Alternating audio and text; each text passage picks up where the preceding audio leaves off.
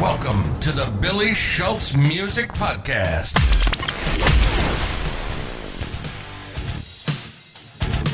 The right way. How's everything been going on your end? You playing anything live lately, or? Yeah, we just played last Friday at a place it used to be Old Nick Williams Distillery in Louisville. It's called the Busted Barrel now. There's a name issue with another pub in the area that was also called Nick something. But we played out there. They've got like an amphitheater at this distillery, pretty good sized stage, and they've got like a 3-level deck. It's really nice, but they want to start bringing more like rock bands out there because they've just had I think some country stuff and maybe some bluegrass, but they brought us in to start bringing some rock stuff in the building. Okay. And I guess, we haven't done this in so long. I guess introduce yourself, let everyone know who you are, what you do, music you're playing. Are you back in any ground? Are you in like a solid group now, or? Yeah, it's an all original band called Whistler. If you want to look us up online, it's whistlermusic.net. Just really good rock band with great lyrics and all kinds of hooks, melodies. We all have different influences, and everything just kind of gets cobbled together in there. We've got some really cool stuff come out of it. Really excited about that. Also, I teach full time, online mostly. I have a couple of in-person students here locally in Winston-Salem. And have you started the gig in Atlanta yet, or is that something that's? Oh yeah, I know you were telling me about that too. Yeah, I started that last October. Online student with Atlanta Institute of Music and Media. For music production and guitar. Yeah, and how long is that going? Really good. Yeah. This quarter, I'm working on Pro Tools 101, I believe it is, and Performance. Oh wow! So they're getting into like even the recording side of everything too. Yeah, last quarter I learned about MIDI through Ableton. Mm-hmm. That was a completely different world because I'd never messed with that before. So, are you learning how to like transcribe guitar into MIDI tracks, like that kind of stuff? No, just program MIDI in general. Yeah. Put beats down, that kind of thing, and use samples and whatnot.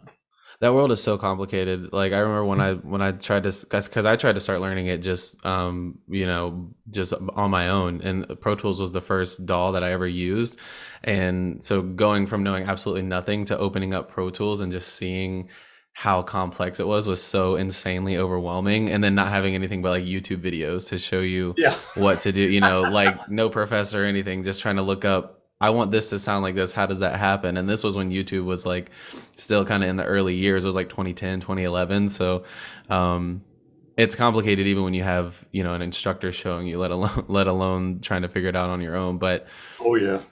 So how long are you in that program for? It's probably going to run about 1.5 years. And is it like a certificate? Is it a degree, or is it like? It's a certificate, and then they have an associate option, but all of that would be in person. So we would need to move to Atlanta if I want to go through and do it's like just another year's worth of training. So we would need to move out there to do that if I decide to go that far with it, but maybe combined with my Berklee stuff that I've already done in this, I'll be set.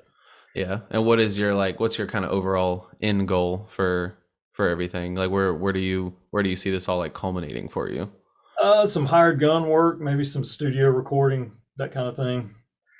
Gotcha. We'll see where the production stuff goes, because I'm starting to dig into more of that now, with the MIDI stuff. And when I get some more free time, I'll play with that some more. I bought a little MIDI keyboard back there, and yeah, I think I have that same one. No, which one is that? It's an Akai Mini.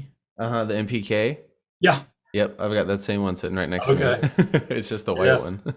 Our rep and musician's friend said he's been using that same keyboard for like 6 or 7 years, and he's like, if you just could not worried about programming a bunch of stuff and just a handful of things, this is probably going to get it done for a long time. Yeah, absolutely. If you don't need like a full 88 key, to program something, it's more than enough for most people for basic stuff, for sure. Mm-hmm. But so right now, you're still teaching full time? Yeah. Oh yeah. Yeah. I've 27, 28 students right now. Okay. And yeah, so I mean that sounds like you're pretty, do you have like a certain schedule throughout the week, or do you just kind of take on clients as they're available? Well, I used to take anything and everything, but now I've kind of pared that back. But probably my busiest days are Mondays and Wednesdays, followed by Thursday. And then Tuesday, I have a couple of in-person lessons. And Friday, I just take Friday off completely for planning and working on my own schooling. Gotcha. And so you're doing mainly online still, mainly like virtual teaching? Yeah. Yeah. I would imagine that's probably become one of the biggest avenues for, for teaching even now, like even though the pandemic, we're on the way out of it. It's like that just kind of opened up the world for, instead of being limited to the clients that you have in your area, you can kind of take them from really anywhere. Oh, yeah. I've got students in California, Minnesota, Florida, Texas. I mean, they're just all over the place.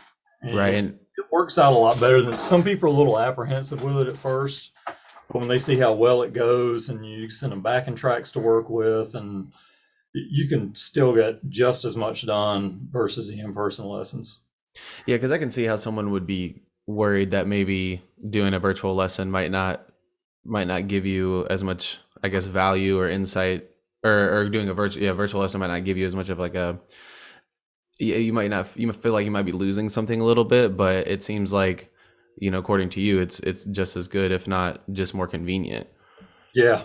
Well, you hear a lot. Well, I want to see what your hands are doing. I'm like, well, I've got the camera on, and Right. I also have the option of putting my hand like right up in front of the camera on the guitar neck. I'm like, look, here's where your fingers are going to be when you play this chord. And oh, okay. I mean, and I'm recording the lesson at the same time, so they can go back and review that, hit pause, go back through it again if they need to.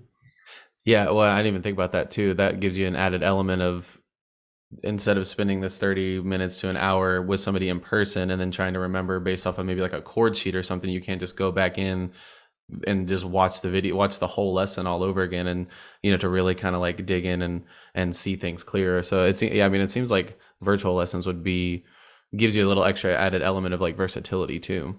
Mm-hmm. Yeah, and if I'm teaching theory concepts, you've got the whiteboard on Zoom.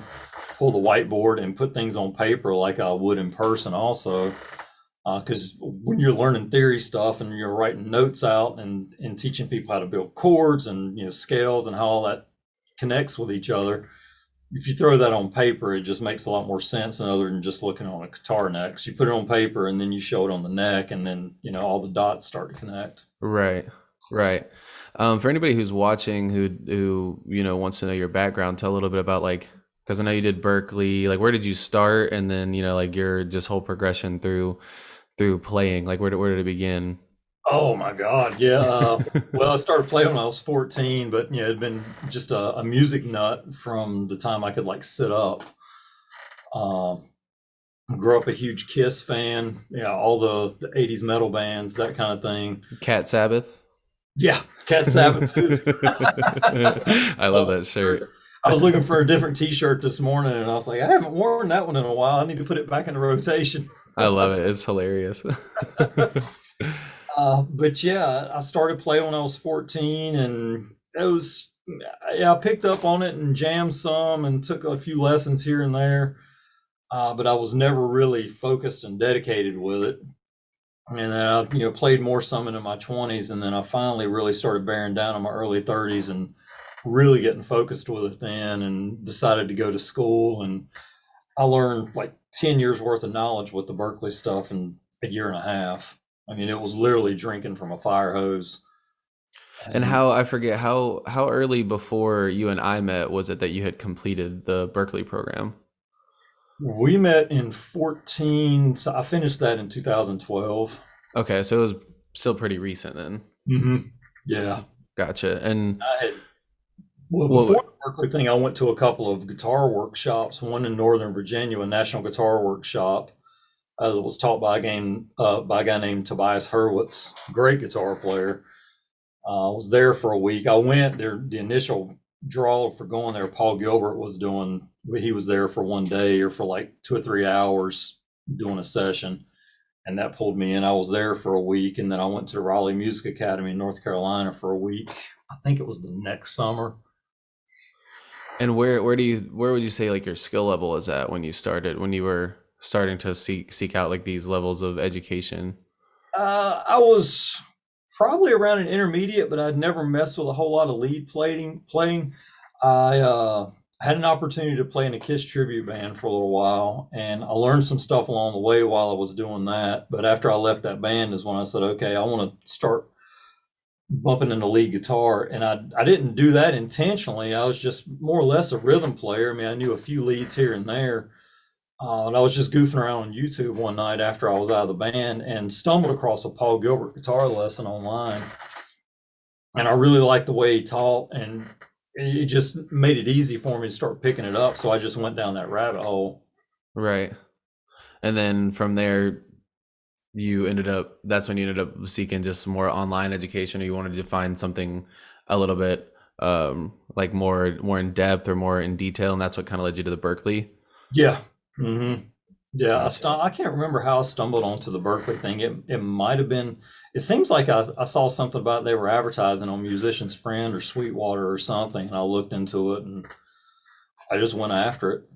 Yeah, and what was I know you did like a full, was it like a master's certificate or? It was a professional rock guitar certificate. Right.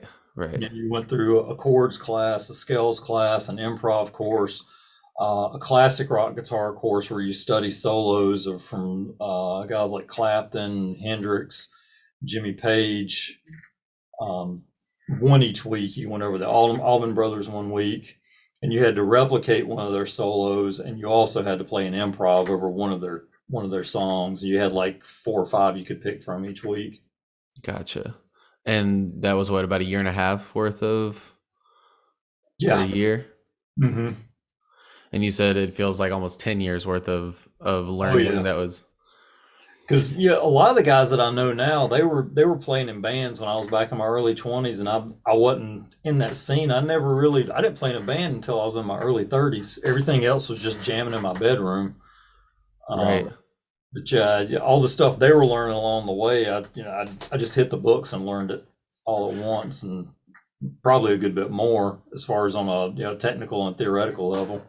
Right. Well, when you condense it down like that, and again, you just have such a prestigious school, building the program for you. It's like, I can only imagine. I mean, I did the chords class, and even that, I was like, this is, I mean, it was, oh my God. Yeah. I was like, this is and that's the reason why I haven't gone back to finish it yet, is because I was like, I need to make sure that I have the time to get to dedicate to this. Cause when I finished that chords class was right when everything was opening back up here in California. So I was going back to work, and I was like, I'm not going to jump right into the next one, cause I don't know.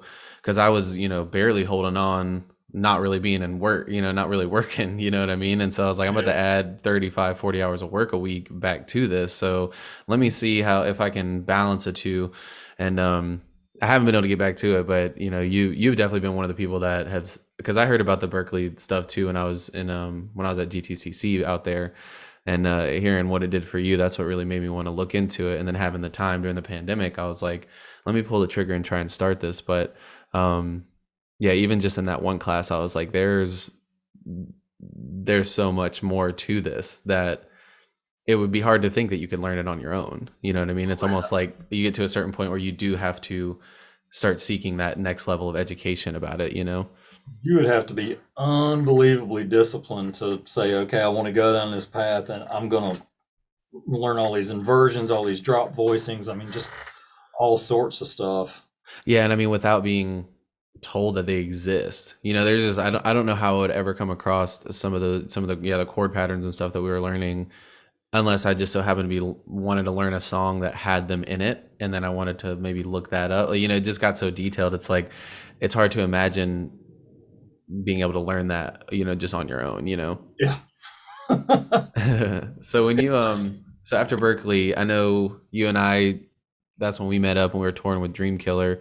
What happened after Dreamkiller? Where did you end up going back to school, or were you just trying to pick up on the teaching thing, or where did that go from there? Yeah, I kind of bounced around a little bit, just jamming, and I ended up back in a cover band that I used to play in before we went on the road with Dreamkiller. And also I played in a country band briefly for about 4 or 5 months. That was interesting because I love country guitar, but I've never really listened to much country music. And the guy I was playing for, he had an original EP out, and we had a list of like 40 songs and started jamming with him. He's like, all right, I got a show booked in 3 weeks. Need to learn. And I was like, what? So it was rough. Yeah, I had a that's lot a of lot. cheat at my feet at every gig, and it was, some shows were better than others. Things happen. Absolutely. So, but the credit goes to him. I mean, his EP was better than any of the country music we were covering. I was like, you just need to put more of your originals out than what we're covering of these other guys. What was his name? Marshall Jones. Marshall, and he was in North Carolina? Yeah. Yeah. I can imagine, especially being in the country world, it's like when I could see it being hard to like decouple from the cover scene, because that the songs that people want to hear, and sure, you can add your own in there, but it gets to a point where, like you said, if you got people around you telling you like, hey, this is like, we should just start playing more of the originals, sometimes I feel like you just gotta start listening to that, but I can see where you would want to like stick to what people are gonna love, kind of thing. Is that kind of what it might have been? I don't know. I mean, I didn't push too hard because it wasn't my rodeo. I was just, more or less doing what I was told, playing the music. But yeah, I did say, hey, this is better than any of these other covers we've got on the list. We should do more of your own stuff. Yeah. But yeah, I prefer the original band route over the cover route, because you're making your own music. You're more passionate about it when you're playing it. There's just more behind it. Absolutely. Yeah. No, I totally agree with that for sure. Cover band can be easier, because it's you just got to learn the songs, and that people are going to like them, but the playing originals, definitely more passion behind it. It takes more creativity. There's more of like an artistry behind it.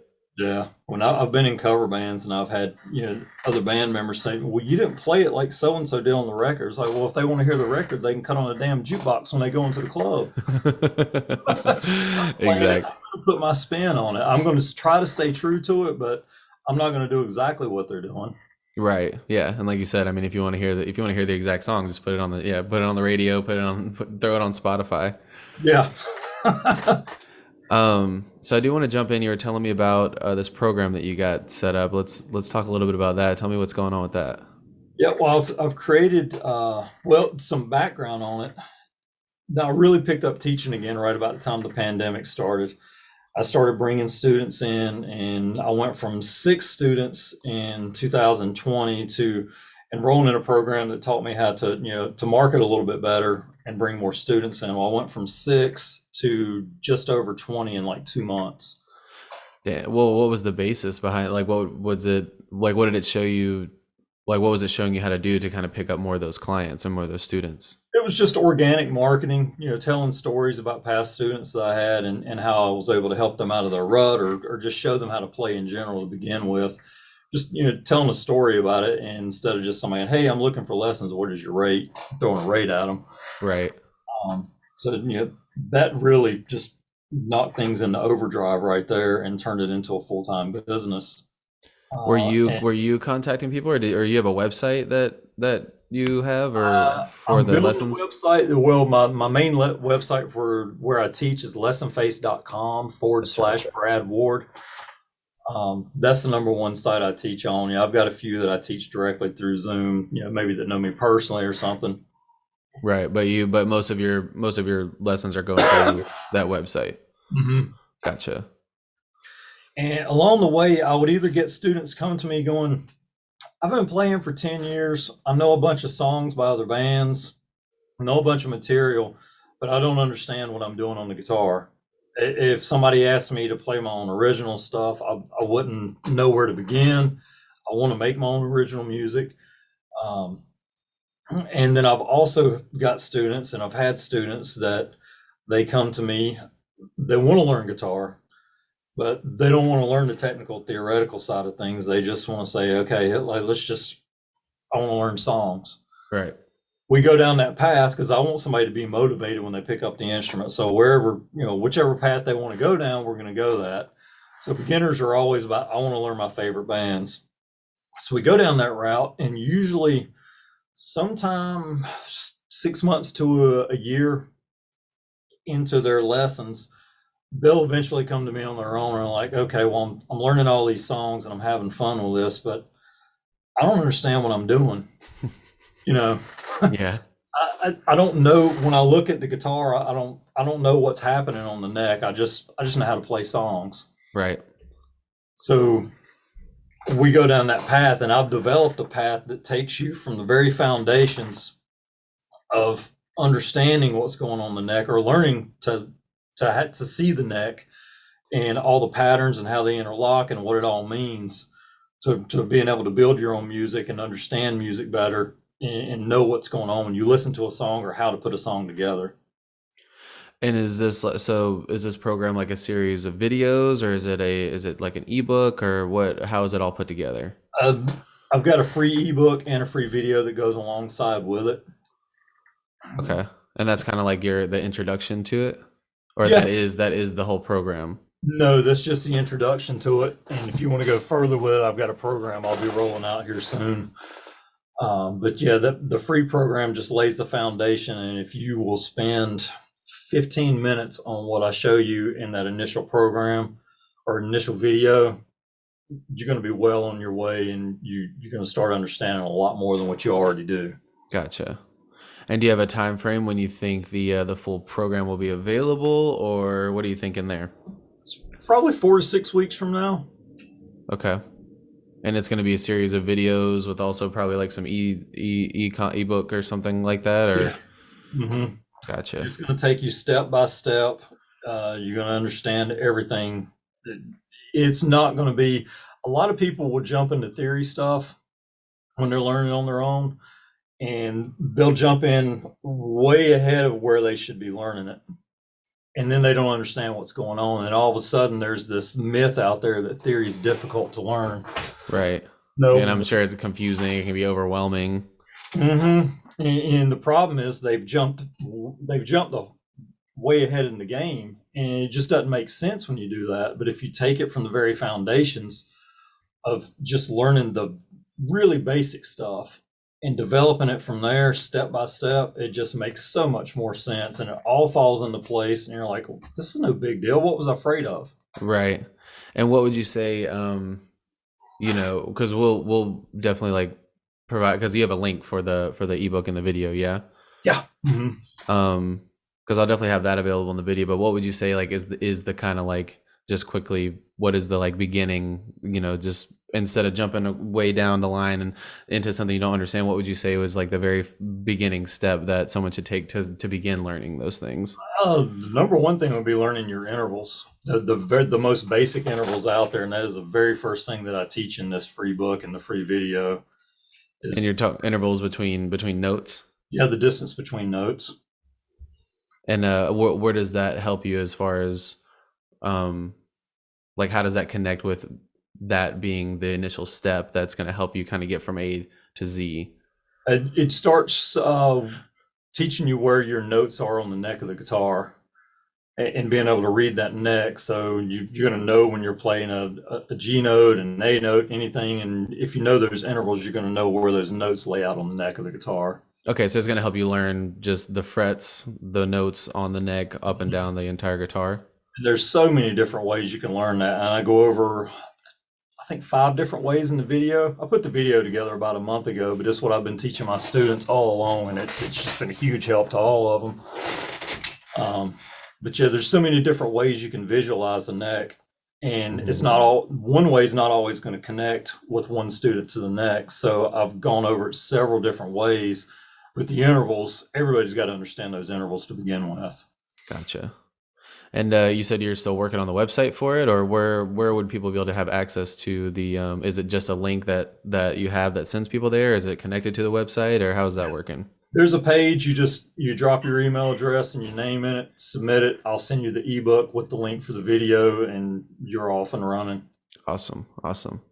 And yeah, shoot me that link so that I can put that in the video description of this, and we can direct people down there, so if they're interested, they can check it out and get started with it. It should be ready. I'm working on finishing up the page. There's a couple of technical things on the back end I'm waiting to sync up, so it'll line up with my website. But as soon as that's done, I'll send everything over to you. Gotcha. And when the website's done, what all is going to be on the website? It's just it tells a little bit about me. That's not fully developed yet. I just needed to tie a professional email address in with all that, which is going to be brad@bradwardguitar.com. Gotcha. So the website will kind of eventually, what you think it'll be, just kind of like the hub of everything for what you're trying to do, and everything about you, and that'll be kind of like the hub for where people can find the course, or I'm sure if they want to like sign up for lessons, maybe. Mm-hmm. Yeah, there's going to be a sign up for lessons in there because I'm getting ready to pare down. I won't say pare down on the lessons, but the students that I'm going to begin accepting now are going to be ones that are really focused on attaining their goals, and they're going to really want to. If they're going to go after it, I'm going to teach them. But if they're not going to be committed to it, I'm not going to be teaching them. Right. You're kind of weaning down to the people who are much more serious about extending that journey than just, instead of like the beginners who might just be trying to learn their favorite songs kind of thing. Exactly. So, I mean, if you want to learn how to solve the fretboard matrix, is what I'm calling this initial program. Solving the fretboard matrix. That's badass. I had a student call it that. He's like, dude, this neck, all this stuff that you're teaching me, it's like a matrix. And I was like, oh, great idea. Yep. There it is. You just gave me a name for this, dude. That's awesome. Well, yeah, I mean, shout out all the links if you're social media. I mean, any your lesson page, shout out all that, and we'll wrap it up towards the end here, and then once we get off of here, send me that link. But shout out anywhere people can contact you, get in touch with you, sign up for lessons if you're still accepting. Yeah. If you want to check me out for lessons, lessonface.com/Brad Ward. And direct email is brad@bradwardguitar.com. Beautiful. Are you doing are you doing YouTube still or no? Well, I opened up. I did a little bit of rebranding because I had that My So-Called Guitar Life thing up for a bit, but I switched it and just labeled it as my name, Brad Ward Guitar. So I opened up a new YouTube just last week, 2 weeks ago. Gotcha. Maybe post little clips of like lessons or things on there, kind of. Yeah. I feel it. Well, yeah, man, send me that link and we'll wrap it up here, but appreciate you talking to me. And if anybody wants to check out the free ebook and the video, it'll be in the link in the description below, man. That's good chatting with you.